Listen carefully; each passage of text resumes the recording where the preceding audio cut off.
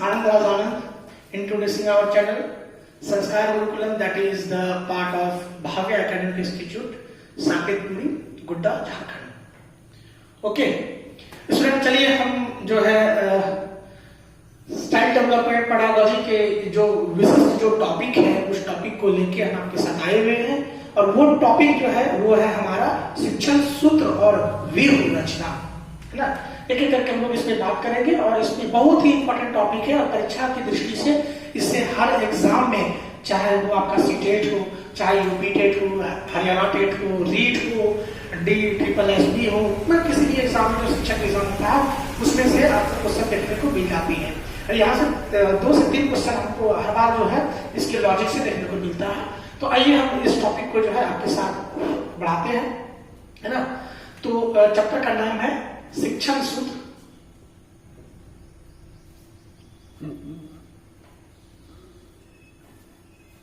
और व्यूह रचना।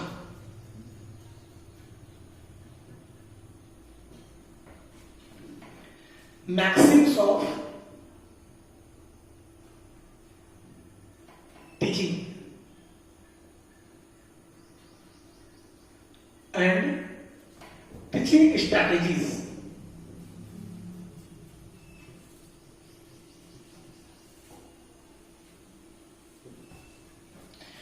तो आइए साथियों, हम लोग इसी चीज को जो है आगे बढ़ाते हैं, शिक्षण सूत्र और व्यूह रचना। वास्तव में जितने भी हमारे शिक्षक जो अध्यापक हैं और जो अध्यापक बनने के कगार पे हैं और अध्यापक बनने को जा रहे हैं, तो उनके लिए बहुत ही यह महत्वपूर्ण विषय वस्तु है। इसको ज्यादा से ज्यादा आप समझें और समझ के जो है एक प्रभावी शिक्षक के रूप में आप अपने स्कूल, अपने विद्यालय, अपने जो इंस्टीट्यूशन है वहां पे आप अच्छे इस कार्य को आगे साकार कर सकते हैं। शिक्षण सूत्र और व्यूह रचना ये क्या है? दिस इज अ स्ट्रैटेजी, यह एक स्ट्रैटेजी है। ये स्ट्रैटेजी कैसा है? This strategy is used by the teachers in a teaching classroom.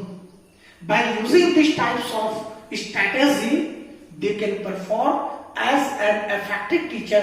They can play a role like an effective teacher, like an effective teacher in their classroom. They can make the class very interested.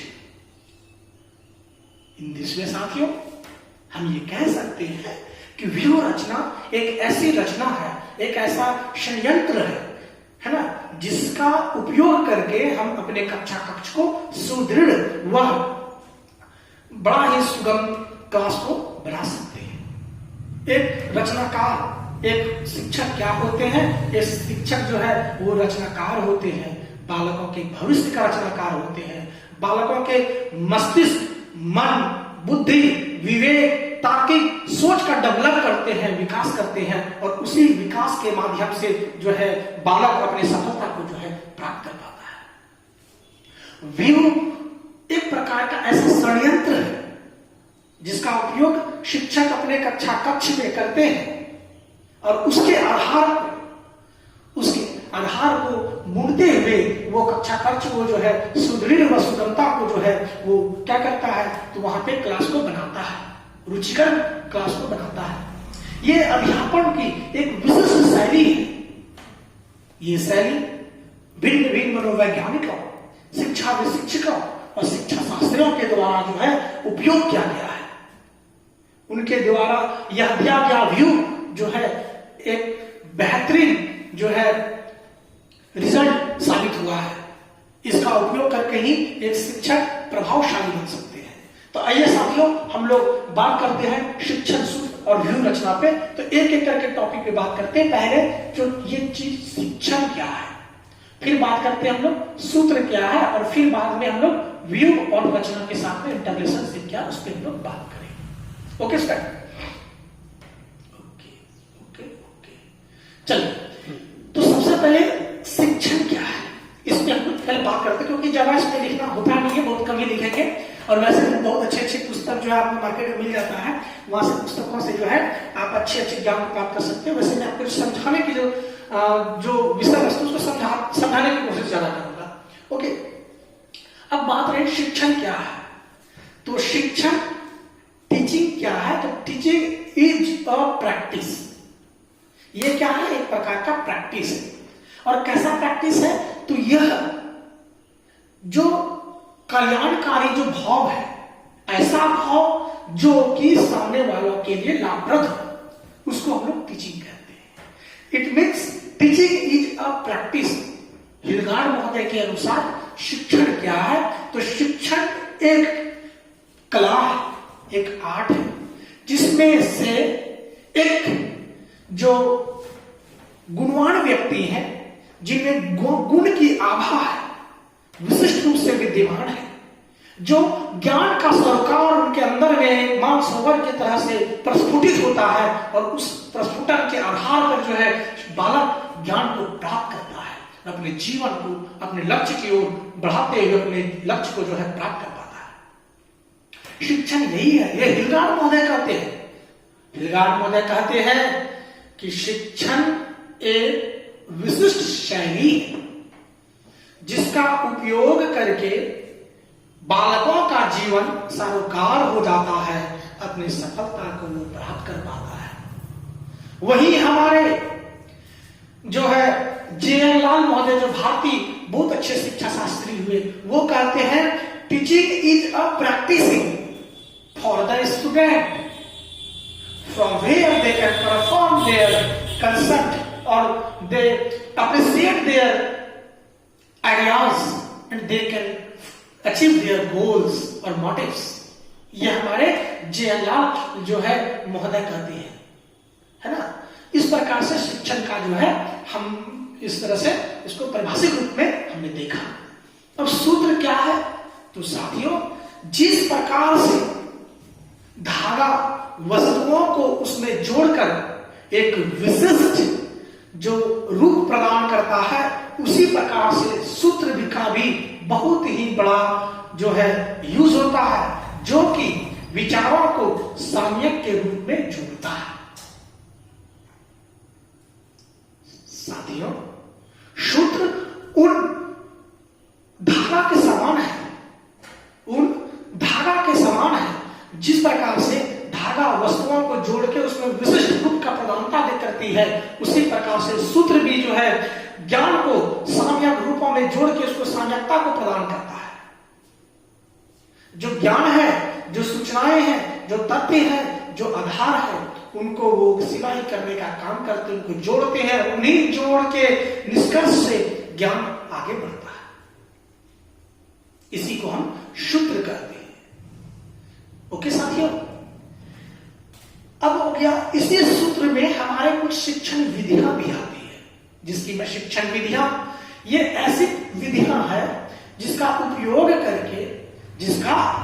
करके एक शिक्षक अपने कक्षा कक्ष को सुदृढ़, सरल व सुगम बनाता है। एक क्लास को वो बड़ा ही इंटरेस्टेड बनाता है।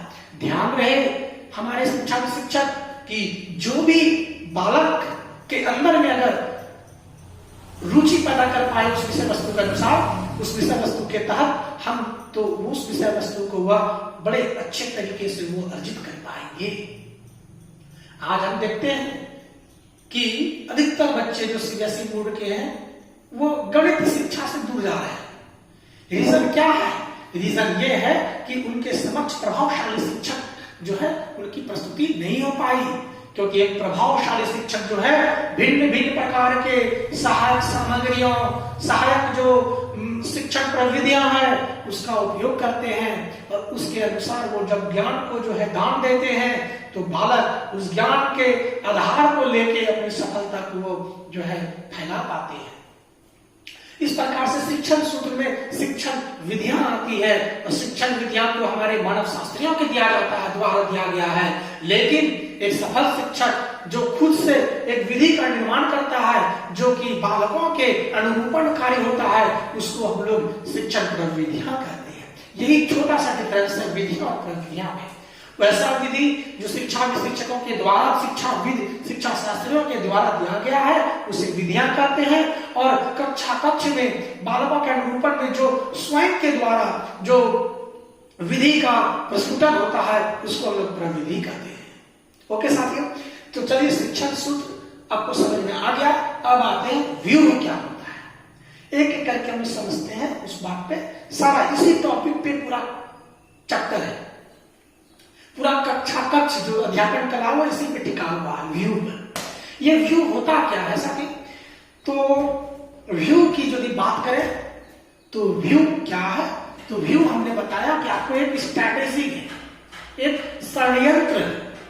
इस षड्यंत्र का उपयोग शिक्षक करते हैं अपने अध्यापन कला में, और उस अध्यापन कला में जब षड्यंत्र का उपयोग करते हैं तो बालकों के जीवन को बहुत आगे वो बढ़ा पाते हैं, और उस जीवन को जो है बालक क्या करते हैं, सफलता की ओर लेके जाते हैं, और वो स्वप्रेरित होकर जो है अपने सफलता को प्राप्त कर पाता है। ओके स्टूडेंट, अब रही बात कि व्यू में रचना क्यों जरूरी है। अब देखिए स्टूडेंट, मान लिया जाए कि हम कोई कार्य कर रहे हैं और उस कार्य का अगर उद्देश्य को निर्धारित कर ले तो उस कार्य को हम क्या कर पाते हैं, निष्पादित कर पाते हैं, भली भांति निष्पादित कर पाते हैं, कंप्लीट कर पाते हैं। लेकिन अगर वो कार्य उद्देश्य परक ना हो, क्या उस कार्य को हम कर सकते हैं? नहीं, बहुत सारी बाधाएं आएंगी, उसी बाधाओं में हम सिमट के रह जाएंगे और अपने कार्य को निष्पादित हम नहीं कर पाते हैं, और वो कार्य को अधूरे में छोड़ के बालक जो है अपने मोटिव को चेंज कर लेता है। समझिएगा, व्यू को फिर से मैं समझता हूं, सारा खेल यहाँ पे व्यू पे है, स्ट्रैटेजी पे है। व्यू क्या है? तो मेरे अनुसार से व्यू जो है एक क्या है, तो एक उद्देश्य है। उद्देश्य का जो एकाग्रता है, उद्देश्य पे जो मन की एकाग्रता है, कार्य की एकाग्रता है, उसे हम लोग व्यू कहते हैं। व्यू स्ट्रैटेजी के तौर पे हम ये कह सकते हैं कि यह जो है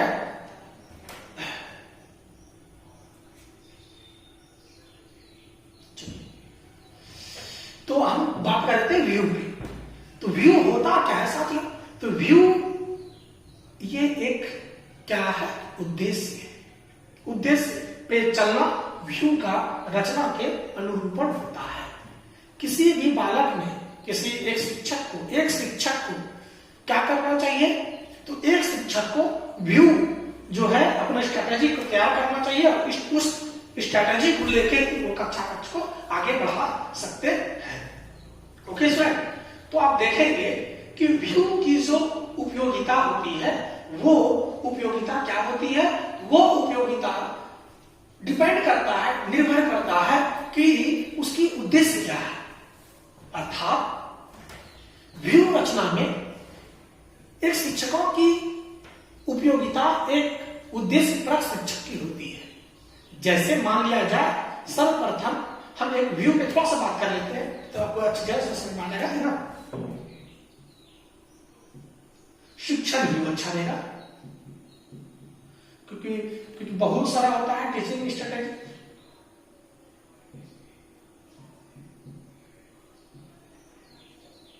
देखिए शिक्षण व्यू की जो विशिष्ट सारी चीजें क्या है, तो देखिएगा शिक्षण व्यू में बड़ा ही अत्यंत महत्वपूर्ण है, वो है हमारा उद्देश्य। ये प्रथम चरण में हमारा आएगा उद्देश्य, ये प्रथम भाग में आएगा उद्देश्य, है ना। शिक्षण व्यू में उद्देश्य का रहना बहुत अत्यंत ही आवश्यक है।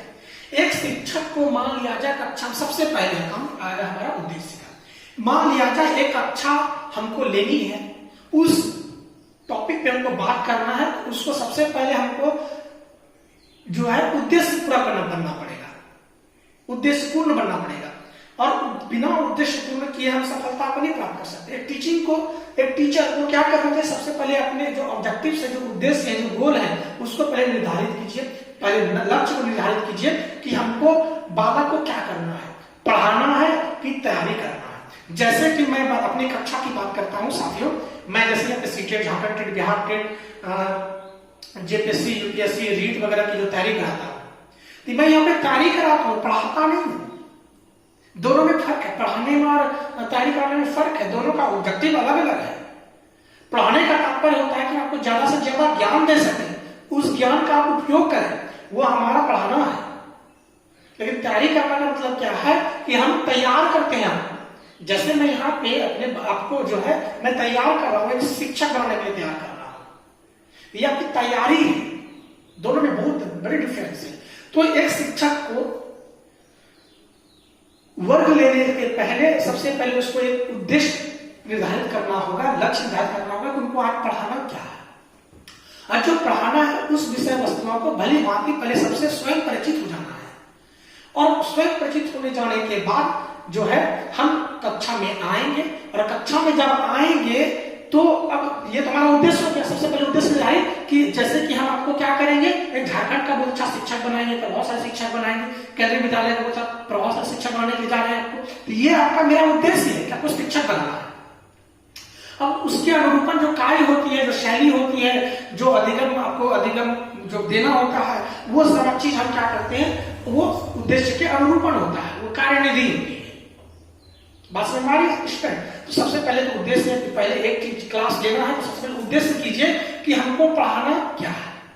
देखिए कि वो ये टॉपिक पढ़ाना है, उस टॉपिक पे सर्वप्रथम अपने से विवेचन करना है, अपने अंदर में उसका जो ज्ञान है सबसे पहले भंडारित कर लेना है, तब जाके उनको कक्षा में जाना है। अब जब हम कक्षा में जाएंगे तो उद्देश्य के बाद हम क्या करेंगे, हम यहीं पे जो है जो संयंत्र के आधार पे सबसे पहले हम केंद्र बिंदु जो बनाएंगे वो बालक को बनाएंगे,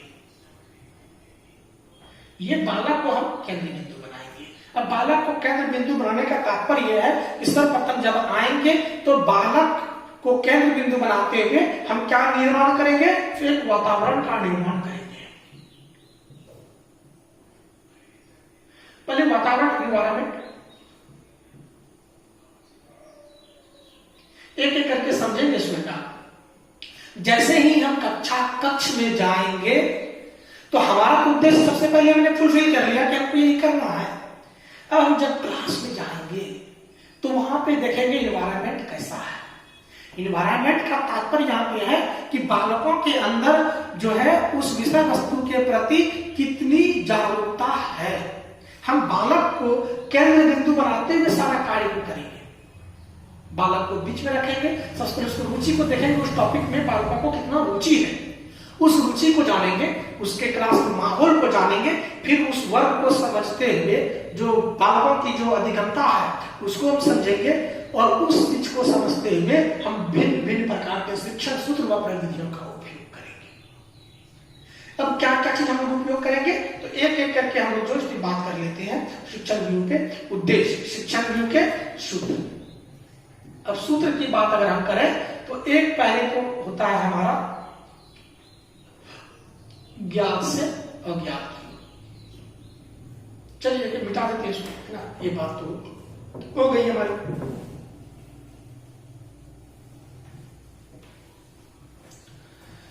चलिए ज्ञात से अज्ञात की, नॉन टू अननोन ना।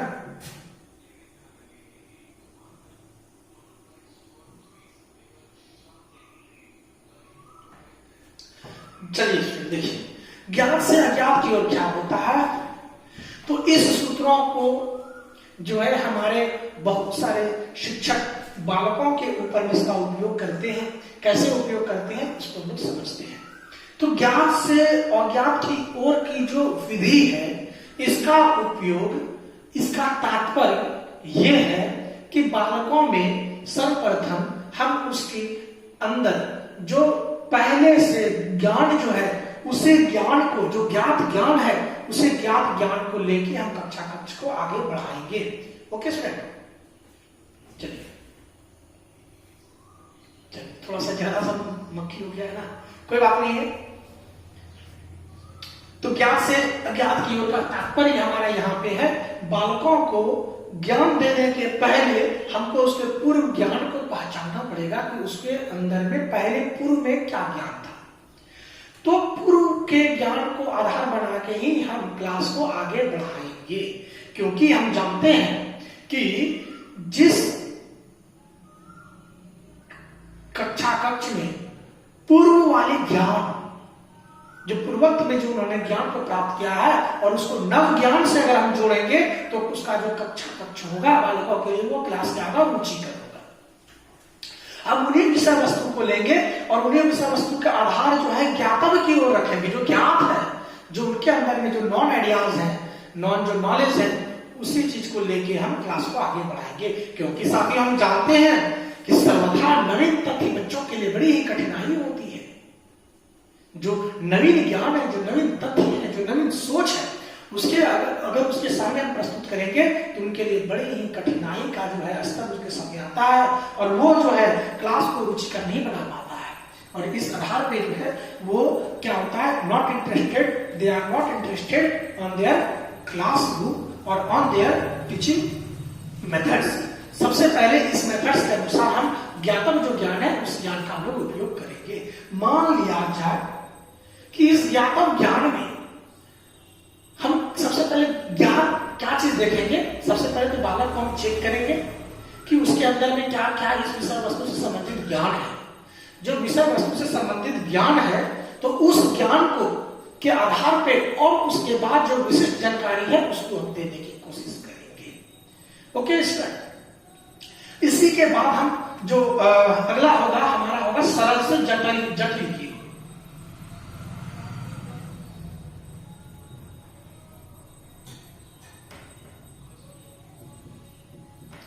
सरल से जटिल की ओर का तात्पर्य है कि बालकों के सामने हम सरल जो ज्ञान है उसको हम उनके सामने रखेंगे और उसके बाद उस ज्ञान के आधार पर ही लेके, सरलता को लेके ही उनके सामने उससे थोड़ा सा लेवल बढ़ा के उसको हम दर्शाएंगे।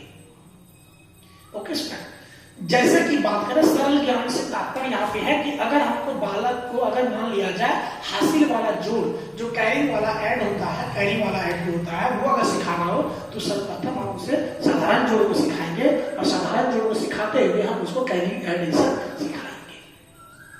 ज्ञात से अज्ञात की ओर है, मान लिया जाए हम उसको अगर बताएंगे ज्ञात से अज्ञात की ओर में दो भाग को बताएंगे। एक होता है मूर्त से अमूर्त की ओर, यहीं पे बात करेंगे मूर्त से अमूर्त की ओर।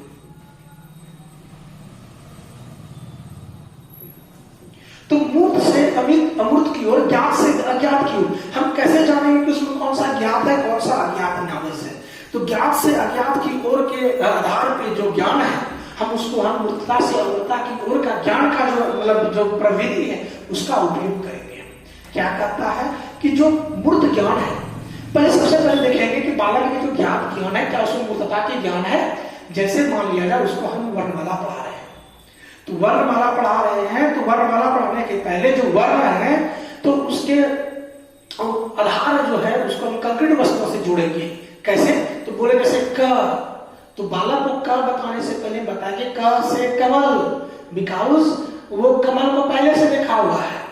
घर से घर, तो घर वो घर देखा हो जाता, उसके मस्तिष्क में वो बात आएगी, है ना। ए फॉर एप्पल, तो बालकों ने एप्पल खाया होगा।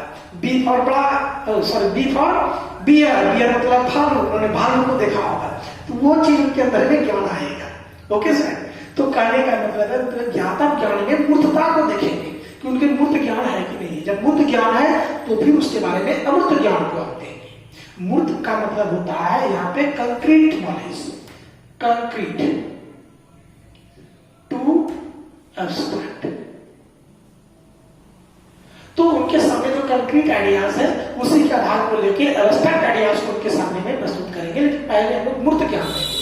तो यहाँ पे क से कमल, तो कमल जो है वो मूर्त ज्ञान है और हम लोग क के बारे में जो ज्ञान उसको दे रहे हैं क से, तो वो क क्या है, तो हमारा अमूर्त है। अब क के बारे में विशिष्ट वर्ण विचार पढ़ा रहे हैं, स्वर्ग वर्ण पढ़ा रहे हैं, व्यंजन वर्ण पढ़ा रहे हैं, है ना, भावेश पढ़ा रहे हैं, कंसोनेंट पढ़ा रहे हैं, तो ये हमारा अमूर्त ज्ञान हो गया उनके लिए, अब्स्ट्रैक्ट आइडियाज हो गया, है ना। तो ये इस प्रकार से कर सकते हैं। फिर हम यही पे इसका दूसरा रूप पढ़ेंगे प्रत्यक्ष से अप्रत्यक्ष की ओर।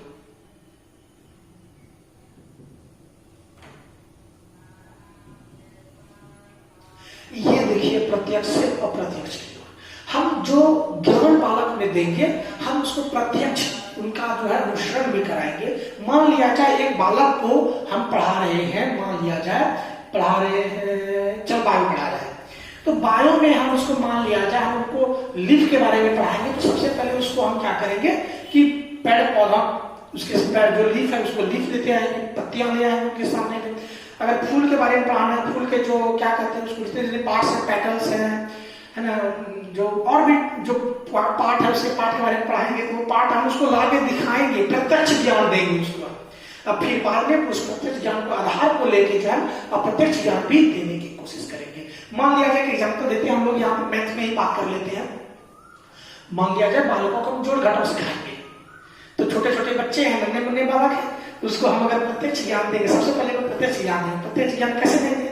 तो प्रत्यक्ष ज्ञान के आधार पे हम उनके पास क्या करेंगे, मान लिया जाए कुछ हम कॉइन्स उसको दे देंगे, पैसे दे देंगे, फिर बोलेंगे ये लो कितने पैसे हैं, बोलेगा बच्चा 5 रुपया, ये लो और दे दिए, कितना हो गया, और हमने 5 दे दिया, बोलेगा कितना हो गया, बोला 10, तो एडिशन को उससे किया। ये हमारा प्रत्यक्ष ज्ञान है।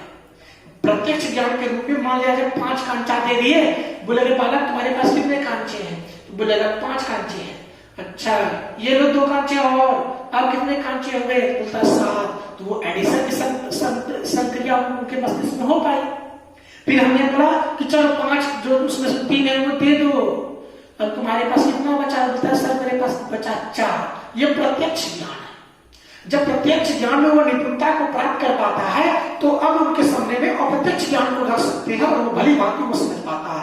वैसे भी कहा जाता है क्या चीज कि नवीन ज्ञान और ज्ञातक ज्ञान दोनों के समाहित होने से कक्षा जो होता है बड़ा ही रुचिकर होता है। ओके स्टूडेंट, बात समझ आपको आ रही है? आ रही है। और भी बहुत सारे हैं, वो हम इस बार बात करते हैं। ओके देखिए अब आगे आता है, इसी को जो है साथियों मूर्त से अमूर्त को ही हम लोग स्थूल से सूक्ष्म की ज्ञान भी कहते हैं, है ना, स्थूल से सूक्ष्म, इसी को कहते हैं सूक्ष्म की ओर, इसी को कहते हैं स्थूल से सूक्ष्म की ओर, मूर्त से अमूर्त ज्ञान को ही कहते हैं। ठीक है, अब आते हैं पूर्ण से अंश की ओर। नेक्स्ट हम लोग लेते हैं पूर्ण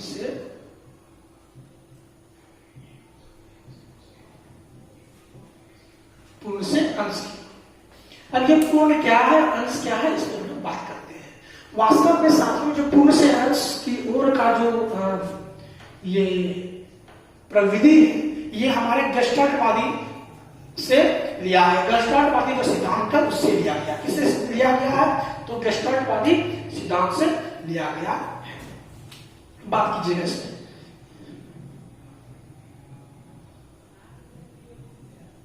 गेस्टाल्टवादी सिद्धांत से लिया गया है। गेस्टाल्टवादी सिद्धांत को ही हम लोग अवयववादी सिद्धांत भी कहते हैं। और इनके जो प्रतिपादक है कौन है? कोहलर। कोहल वर्ग नहीं, बहुत ऐसे स्टूडेंट है कोहल वर्ग और कोहलर को एक ही समझ लेते हैं, नहीं दोनों अलग है ना। कोहलर और इसकी हमने कोहलर वर्ग के सारे सिद्धांत का जो है वर्णन पिछले वीडियोस में क्या हुआ है। अब कोहलर की भी हम आपको जो अगले वीडियोस में कोहलर के सारे सिद्धांत को लेके आए हैं आपके पास। ठीक है, कोहलर, वर्दीमर और दूसरा है हमारा कोफ का। इसमें से कोहलर को जो मुख्य श्रेय जाता है, लेकिन तीनों ने मिलकर अच्छा से काम किया था, है ना। तो इससे बात करते हैं, इन्होंने जो सिद्धांत दिया था वो हमारा गेस्टाल्टवादी सिद्धांत है।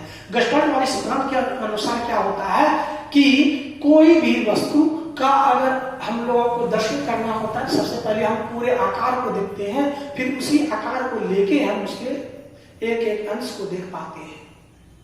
ओके स्टूडेंट, जैसे मान लिया जाए आपके सामने एक विशिष्ट जानवर लाया जाए, है ना, गेंडा तो आप देखे ही होंगे, है ना, मान लीजिए उससे भी कोई ऐसा जानवर जो आप नहीं देखे कभी। अब वो जानवर बड़ा सा विशालकाय जानवर आपके सामने ला दिया जाए तो वो आपके सामने कैसी प्रस्तुति होगी? आप पूरे आकार को देखेंगे सबसे पहले, फिर आकार को देखने के बाद जब आकार आपके मस्तिष्क में आ जाएगा तब उसके एक एक अंग को आप देखेंगे। अर्थात यहाँ से हमारे जो गेस्टाल्टवादी सिद्धांत कहते हैं कि बालक जो है सबसे पहले पूर्णता को पूर्ण की ओर जाता है, उसके बाद वो अंश की ओर आता है। मान लिया जाए पूर्ण की ओर का तात्पर्य है यहाँ पे कि मान लिया जाए हम बायो क्लास पढ़ा रहे हैं, बायो में हमको प्लांट के बारे में कोई मतलब एक पार्ट के बारे में मान लिया जो हम क्या कहते हैं होमोफाइट, ज़ैलोफाइट है ना, क्या फ्लोएम है ना, फ्लोएम ट्यूब के बारे में पढ़ाना है, जाइलो ट्यूब के बारे में पढ़ाना है, तो वो ट्यूब के पढ़ाने पहले हम क्या करेंगे, उनके सामने सबसे पहले वृक्ष रहेगी, वृक्ष पे उसका ध्यान रहेगा, अच्छा वृक्ष है, वृक्ष में शाखाएं हैं, पत्तियां हैं, फिर तना है, तना के अंदर में ही है जो है जाइलम ट्यूब और फ्लोएम ट्यूब है। अच्छा, तो पहले उसके सामने क्या चीज की प्रस्तुति हुई, तो पूर्णता की प्रस्तुति हुई। इसीलिए कहा जाता है कि जब भी कक्षा को स्टार्ट करें तो उसमें सबसे पहले पूर्णता वाले जो ज्ञान है वो दें और फिर उसके अंश ज्ञान की ओर बात करें। तो आइए स्टूडेंट, हमने जो है विशिष्ट प्रकार की जो व्यू रचना के आधार पर जो उपयोग करना चाहिए उन सारी चीजों का हमने उपयोग किया और देख लेते हैं। वैसे आपसे मैं बता दूं कि जो भी इम्पोर्टेंट आपको लगे वो आप देखें, पढ़ें और सोचने और समझने की कोशिश करें। इससे क्या होता है कि जो ज्ञान है उस ज्ञान के आधार को लेके आप आगे बढ़ा सकते हैं। तो आगे हम लोग जो इसके बाद हम जो टॉपिक लेंगे इसमें वो होगा हमारा विश्लेषण से संश्लेषण की ओर का ज्ञान। तो आगे लेते हैं हम लोग विश्लेषण से संश्लेषण।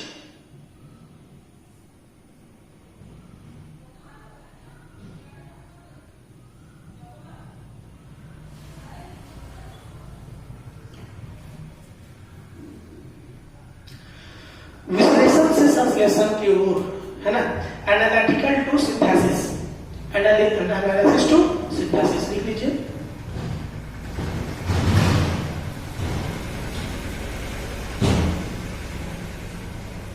इस चीज को समझते हैं विश्लेषण से संश्लेषण की ओर का ज्ञान क्या है। ये बाद की क्रियाकलाप होती है। जब बालक भली भांति सारे ज्ञान को जब प्राप्त कर पाते हैं तो उनके बाद हम लोग विश्लेषण से संश्लेषण की ओर के ज्ञान का उपयोग करते हैं। ये हम लोग अंतिम चरण से एक चरण पहले करते हैं, अंतिम लोग मूल्यांकन करते हैं, ठीक है। तो विश्लेषण से संश्लेषण की ओर में कहने का तात्पर्य यह है कि जो बालक है उनमें हम जो सूचनाएं हैं, जो आधार है, जो आधारभूत जो संरचना है उसको हम क्या करेंगे, तो उनके सामने इस तरह से प्रस्तुत करेंगे कि उस प्रस्तुति के आधार को लेके वे उसके बारे में जो है विश्लेषण कर पाए। जैसे हम एग्जाम्पल के तौर पे ले, मान लिया जाए गणित की कोई कंसेप्ट हमने दिया उसको, जब गणित का कोई कंसेप्ट हमने दिया और उस कंसेप्ट को उपयोग कर पाता है गणित सवाल को बनाने में, तो वो हमारा विश्लेषण है, वो विश्लेषण है। लेकिन विश्लेषण जो होता है हमारे टीचर्स के द्वारा होता है। ये विश्लेषण जो पार्ट है वो टीचर के द्वारा होता है, याद रखिएगा। और संश्लेषण जो होता है वो बालक के द्वारा होता है, स्टूडेंट के द्वारा होता है। इस चीज को समझिएगा, बहुत बढ़िया। इससे अधिकतर बच्चे जो है उधेड़ बुन में रहते हैं, गलतियां कर जाती है। और विश्लेषण संश्लेषण की विश्लेषण संश्लेषण की जो परिभाषा अगर मैं बता दूं आपको तो उससे क्वेश्चन नहीं आएगा। इसका लॉजिकल थिंकिंग समझिएगा। बहुत बार क्वेश्चन पूछा और विद्यार्थी गड़बड़ा जाते हैं कि कहां से क्वेश्चन है। एक्चुअली क्वेश्चन अगली बार में विश्लेषण से संश्लेषण की ओर लेके आऊंगा और ये चर्चा भी कर भी देता हूं। तो विश्लेषण से संश्लेषण की ओर का तात्पर्य है कि हम उसके सामने, उसके समक्ष जो विशिष्ट ज्ञान है, जो ज्ञान की जो आधार है, उस ज्ञान को उनके सामने प्रस्तुत करेंगे और उस प्रस्तुति के आधार को लेके ही बालक सवाल को बना पाते हैं। लेकिन यहाँ पे जो विश्लेषण क्या होता है, ये टीचर के द्वारा अफोर्ड किया जाता है, टीचर के द्वारा प्रोवाइड किया जाता है। मान लिया जाए एक कंसेप्ट को, एक सवाल को, गणित का जो फॉर्मूला है उस फॉर्मूले को हमने वहां पे बालकों सामने में विश्लेषण किया, तो बालक भी अब तक शक्ति कर सकता है, उसी के आधार पर उसी तरह से अब सवाल को बना पाता है, तो वो विश्लेषण है।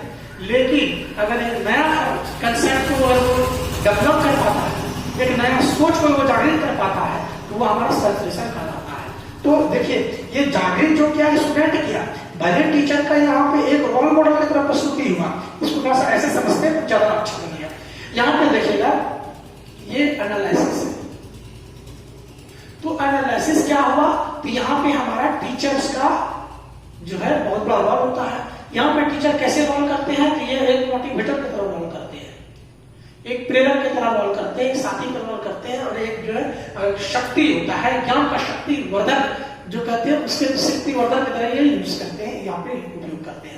एक शिक्षक क्या होता है कि बालक को इस तरह से मोटिवेट करते हैं, रचनात्मक कार्य कराते हैं उससे, और उससे जो उनके अंदर में क्रिएटिविटी है, जो सृजनात्मकता है उनके अंदर में क्या होती है, डेवलप होता है, और उस चीज को लेके वो क्या कर पाता है, तो बालक जो है एनालिसिस जो टीचर के द्वारा दिया गया था उसके आधार को लेके वो डिफरेंट समस्याओं को जो है हल कर पाता है। ये एनालिसिस। ओके स्टूडेंट, अब ये एनालिसिस जो हुआ, अब हम यहाँ पे बात करते हैं, जगह है इधर है ना, चलिए सिंथेसिस। तो अब बात करते हैं सिंथेसिस पे। तो देखिए ये सिंथेसिस पे यहाँ पे टीचर का जो रोल मॉडल होता है, ये कैसा होता है? तो ये जो है हिडन फॉर्म में होता है ना। तो ये कहीं ना कहीं क्या करता है कि अप्रत्यक्ष रूप से, है ना, अप्रत्यक्ष इनडायरेक्ट वे से जो है ये क्या करता है, मोटिवेटर का काम किया हुआ है। पहले विश्लेषण में ही इसका उपयोगिता हुआ है, लेकिन जब सिंथेसिस जो बालक करता है, सिंथेसिस का मतलब होता है कि वैसा सोच, वैसा चिंतन, वैसा तर्क, वैसा अनुभूति, वैसा तथ्यों का जो है उपस्थिति अपने मस्तिष्क में लाना, वो किसके आधार पे? तो एनालिसिस जो टीचर्स के द्वारा दिया गया था ज्ञान, उसी ज्ञान को लेके वो नव ज्ञान का जो है क्या करता है, संचार करता है, उसको सिंथेसिस करते हैं। जैसे एग्जांपल ये कि मान लिया जाए एक फॉर्मूला का डेरिवेशन हमने टीचर्स के स्टूडेंट के सामने दिया। अब वो क्या करता है, उनके सामने एक नई समस्या आ गई और उस नई समस्या के लिए खुद से एक जो है शिक्षक, मतलब खुद से एक सूत्र का निर्माण करता है, खुद से सवाल को बनाता है। वैसा सवाल जो शिक्षक की रोल मॉडल था, वहां पे पूर्व में ज्ञान था, लेकिन उस ज्ञान के आधार को लेके ही अगर वह उस सवाल को बनाता है, मतलब विशिष्ट उसमें कुछ और भी जोड़ देता है, तो वो सिंथेसिस कहलाता है। दोनों में अंतर। एक क्वेश्चन पूछा गया था, इस तरह से क्वेश्चन था, सीटेट में क्वेश्चन था कि एक बालक को एक फॉर्मूला दिया गया, उस फॉर्मूला के आधार पे सवाल वो बना पाता है, लेकिन उसमें वो कुछ भी ऐड बिना किए, कुछ भी संगतियों को बिना जोड़े वो सवाल को बनाता है। यह किस प्रकार का जो है तर्क है? तो विश्लेषणवादी तर्क है, क्योंकि विश्लेषणवादी तर्क में यह कहा जाता है कि जो ज्ञान आपने दिया, जो शिक्षक के द्वारा प्रदत्त जो ज्ञान जो बालकों के अंदर में होता है, उस ज्ञान का बहु अगर उपयोग कर लेता है, कुछ भी बिना जोड़े उपयोग कर लेता है, तो वो विश्लेषण कहलाता है। लेकिन उसी पे अगर वो कुछ और जोड़ के अगर सवाल का जो है बना पाता है, तो वो उसका संश्लेषण कहलाता है। दोनों में अंतर है। क्या है कि यहाँ देख रहे हैं एनालिसिस, या एनालिसिस में ये अपनी ओर से कुछ नहीं जोड़ता, अपनी ओर से कुछ नहीं जोड़ता है ना, अपनी ओर से कुछ नहीं जोड़ता है। शायद थोड़ा सा नॉइज आ गया हुआ है, बगल में काम हो रहा है, तो हम बता दें कि एनालिसिस में जो अपनी ओर से कुछ नहीं जोड़ता है, लेकिन सिंथेसिस में यह अपनी ओर से